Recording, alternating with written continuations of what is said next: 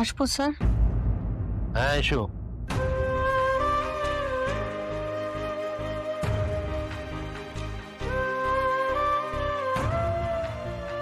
এখনো কাজও, চোখে তো জল। আচ্ছা অপর্ণা, তোমার চোখের জল খুব সস্তা তাই না?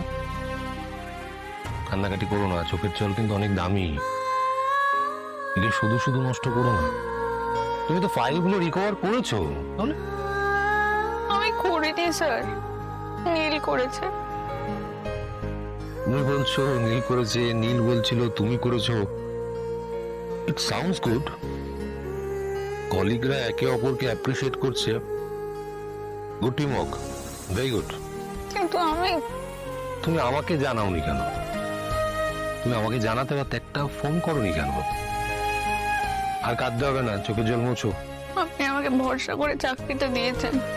সব বিষয়ে যদি আমি বারবার করে আপনার কাছে আসি তো নিজের কাছে ছোট হয়ে যাব, তাই আসেনি। আর আবার তো ঘুমোনি তাই না?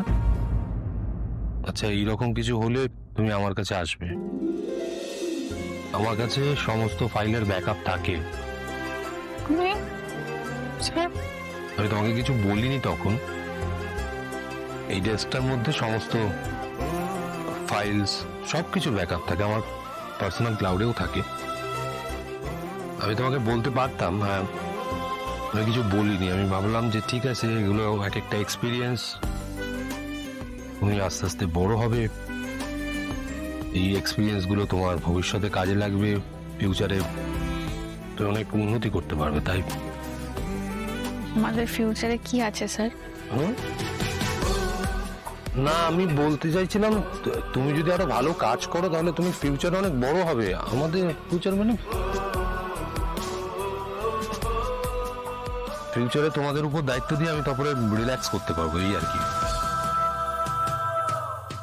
এনিওয়ে, আমার বাড়ি থেকে প্রসাদ পাঠিয়েছি।